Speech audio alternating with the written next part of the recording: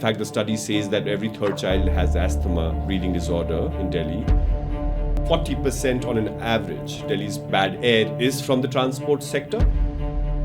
Ideally, this situation to implement a lockdown or a grab 3 or a grab 4 that we're talking about should not arise if your AQI is better, is managed. So why are our buildings or the construction activities going on around Delhi not following the construction and demolition norms that the government has already made? Hi, I'm Arhaan Babar. And I'm Zoya Trehan. And today we're here with one of India's leading environmentalists, Mr. Vimlendu Jha. Thank you. We'll be discussing the concept that is very proximate to all of us living in Delhi and other parts of India right now, which is the air pollution. So just to get us started, what is the problem? What's the main problem?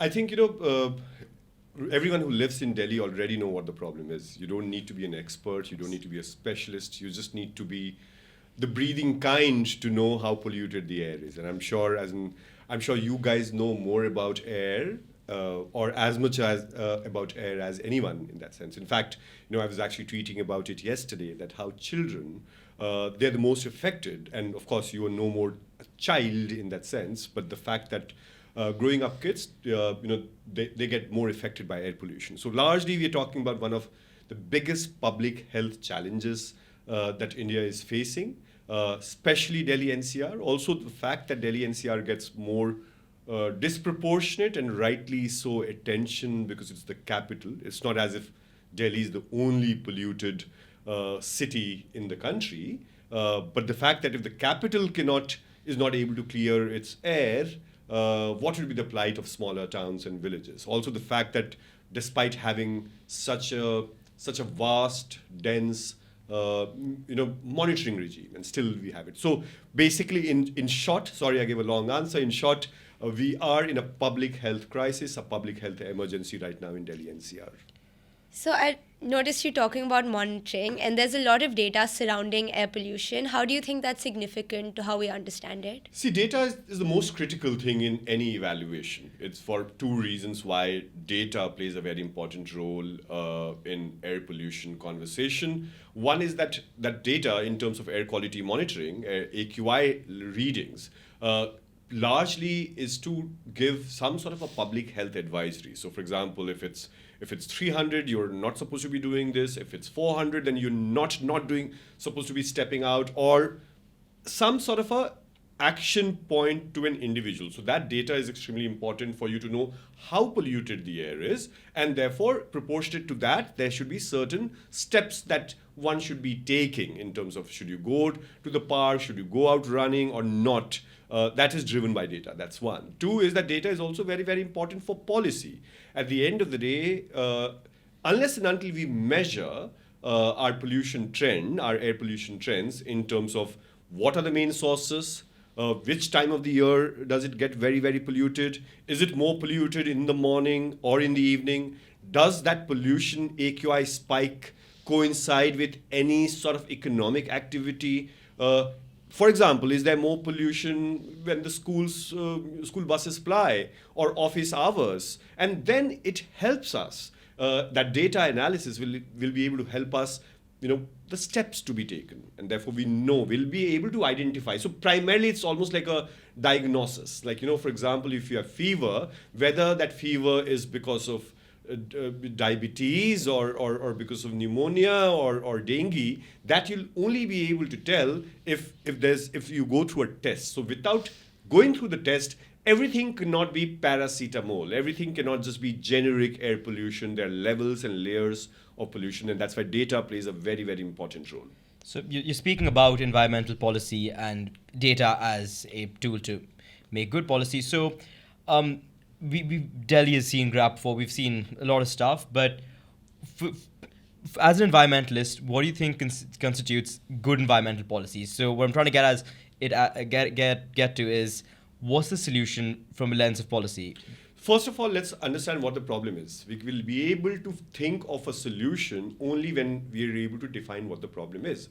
So in this case, we have to first identify what are the sources of pollution. Why is Delhi's air the way it is? We need to first find that. Unless until you find that, and how much, you won't be able to find a solution in that sense. So based on scientific studies that's been done by several research organizations, the main source of Delhi's pollution is actually transport sector.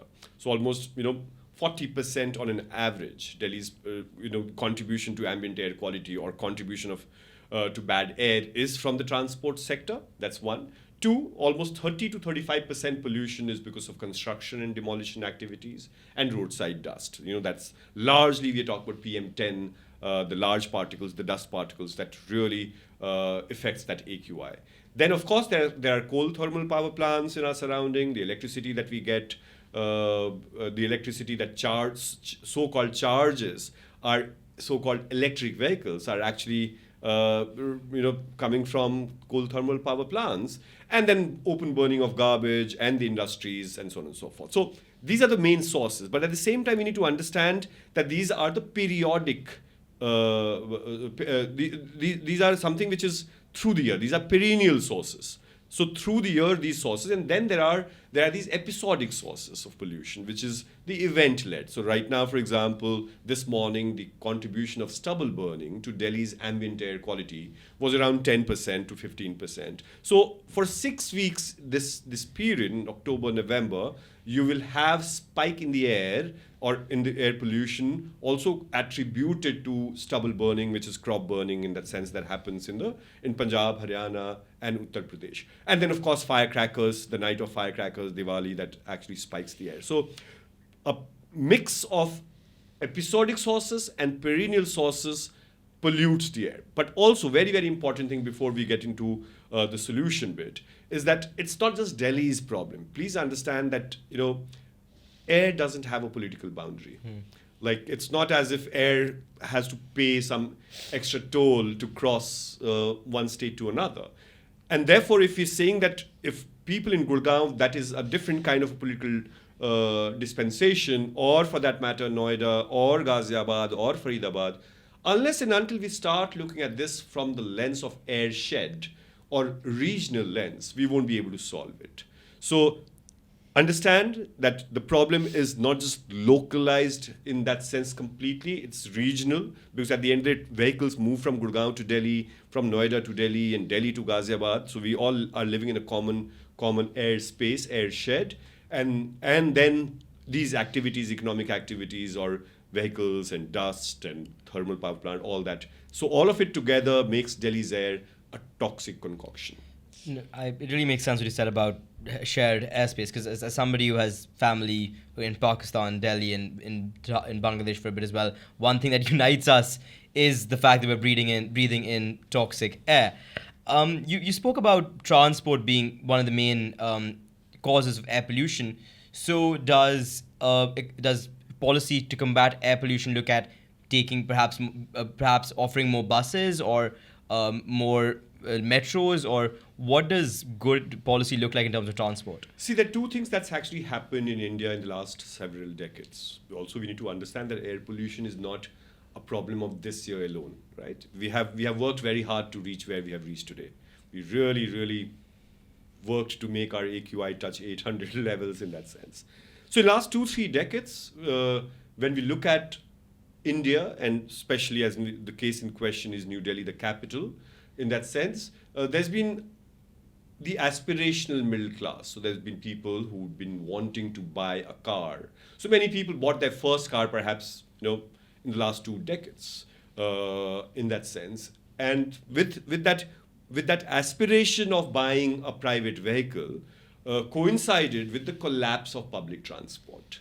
So we've seen, like right now, one of the only ways to really combat air pollution coming from the transport sector is not to really convert your private vehicles into electric or make your emission standards of private vehicle better.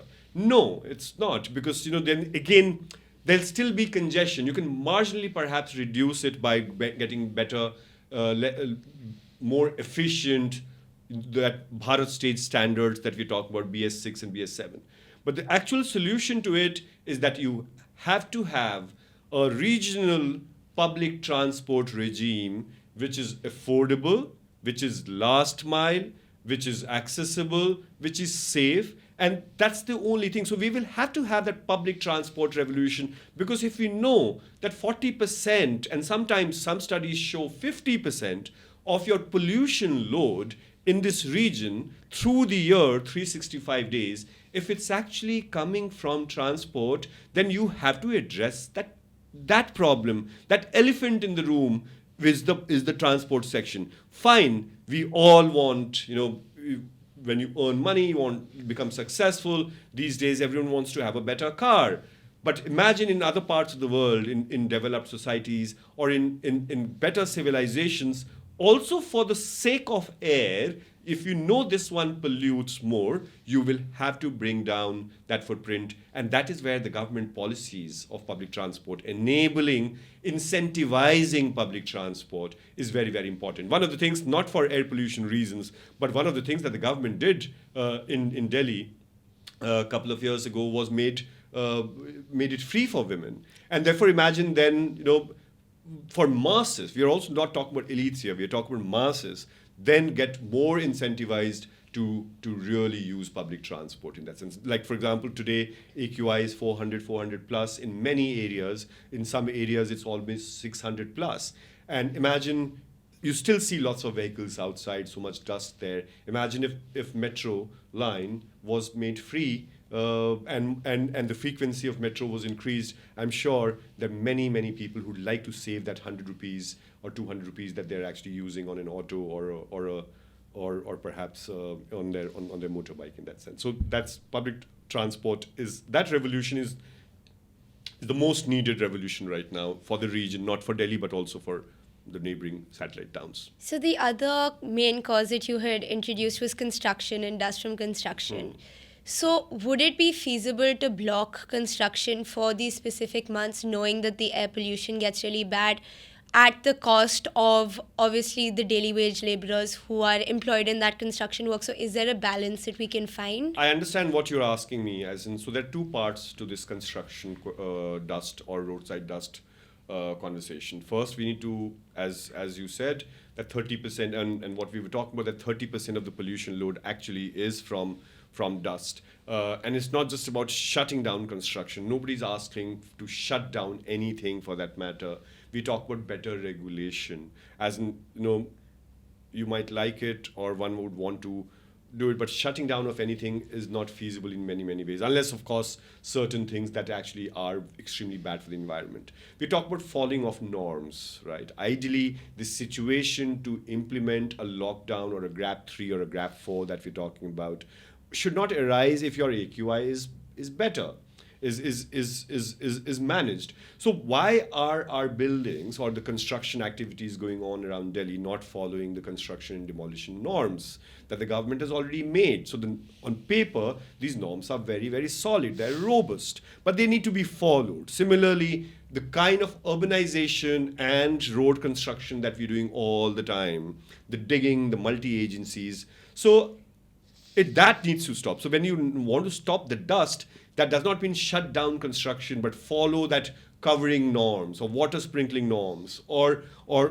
disposal of your debris of your construction and demolition waste. Where should it actually be dumped? Now, the other question with regard to what is happening today. So, like many of us advocated for GRAP 3 and GRAP 4. So for listeners who don't live in Delhi or India, GRAP is a measure, an emergency measure when the AQI reaches emergency levels, is when partial shutdown. So right now, for example, non-essential construction activities have been shut down, certain cars have been shut down, schools have been shut down till grade 5 in that sense in terms of hybrid, so on and so forth. It is a question of equity and justice that, imagine what happens to a laborer who's not so worried about one environment, and forget about environment, he's not even bothered about the long-term impact that breathing bad air could have on his or her lungs. And rightly so, because for them, they have to feed their stomach, they have to feed their children. And if they lose that one day's daily wage, that means that they're going to go hungry. And that's where the state will have to think about it, that pollution is no more just an environmental problem. We're not talking about how it will be a great photograph for Instagram if a blue sky would come if we take a photograph. This hazy sky, we want a cleaner air, not for great photographs. In that sense, we want it because it is linked to several of our issues of equity and justice, and also poor people. A lot of times people say, "Oh well, it's the same air. All of us are breathing the same air." Yeah. That's not true. Depending on where you live, and where I live, and where the camera person lives, and where the person who gave us water lives, or different people breathe different air. It's not the same. So Sangam Vihar, which is a colony, which is a poor neighborhood, the air quality of Sangam Vihar is very different from Lok Kalyan Marg, where the Prime Minister of India lives, or Chanakyapuri, where perhaps the ambassador of all the big embassies are and stuff. So therefore, this is different air. And the other is access to healthcare that perhaps you and I would have is very, very different from what a poor person would have. So therefore, this question of shutting down, very, very valid question. We understand that's not feasible because then you go hungry. You breathe well, but you go hungry. And that's why this government will have to look at it from the lens of equity and justice and understand that there's a differential impact of air pollution on different class of people in that sense. Because you mentioned the whole idea of how we are looking at this from a very privileged lens where we can escape the air pollution in our homes and in our schools using air purifiers and other technology, and obviously a lot of people living in poverty can't do that. Absolutely. And they're probably breathing the same air at the construction sites that they are in their homes as well. Yes. So then what is the way forward? How do we So a lot of times that? last year, for example, when this happened and when we were advocating for a shutdown, we also told the government that there should be some sort of a compensation that should be given to people who are not able to go to work because construction activity is polluting. And because of the stopping or shutting down of that construction activity, if there's some people who are losing their daily livelihood, there's enough fund, compensatory fund, CAMPA and other funds that we have, and therefore their wages should be paid. And we're only talking about, say, 10 to 15 days when it goes extreme. See, ideally, if we wake up in 2025 and do those 5 things, we will not have the need to shut down our cities. Beijing doesn't shut down anymore. London doesn't shut down anymore. And these places actually were extremely, extremely polluted. So I'm saying that if citizens ask for it, if our politicians realize how important this is, if we as a society understand that environmentalism is not just a matter of romance, but a requirement, we will be able to solve the problem. So today, yes, doesn't make sense to let business be as usual when your AQI is 600, 700. Forget about construction to be shut down. Everything should be shut down. When there's fire in America, the forest fire, when the AQI reaches 75, they're evacuated, they're shut down. And here we are talking about 750, and the traffic is as it is, as if everything's all right. And that normalizing of air pollution is not right. And impact, by the way, it's not just about a lot of times I'm sure you were telling me earlier, both of you, that eyes are watery and throat is itching. We all have coughs. Right? Yeah. And every child has it and every adult has it. But this is only symptom that we're talking about. We don't know in long term what is it doing to our lung, to our liver, to our heart, to our rheumatoid parts, to every part of our body. In fact, the study says that you lose 10 to 12 years of your life if you live in Delhi. And children, every third child has asthma in Delhi, breathing disorder in Delhi. And of course, there's stunted lung growth in our children who are born in Delhi NCR. So it's a grave emergency situation. We're not discussing it for our love for nicer things. It is an emergency situation that needs collective action on the ground. I understand. So we've spoken how it's a public health epidemic. It's a lot of problems that were coming all related to each other. But my question is on individual action. So the thing is that, of course, we are privileged. We've spoken about this. But as concerned citizens, what can we do at an individual level? Okay, so there are two parts to this answer as well. One is that I'm of a firm opinion that you cannot have private solution to public problems. You and I will not, you can't buy a bus and put it there. You and I can't really go and, shut down or a thermal power plant. So these are activities / actions / policy measures that needs to be taken by the government, and therefore you just by a public problem, just by buying an air purifier or working from home, those are not the solutions Band-aid at all, solution. right? These are band-aid solutions, these are privilege solutions. How many people can work from home? How many people can afford to really shift to Goa or to Switzerland because there's bad air here? As in, I'm sure less than 0.001% of India can afford these so-called private solutions that we are talking about. So we will have to look at it from the lens that it works for everyone, and therefore that.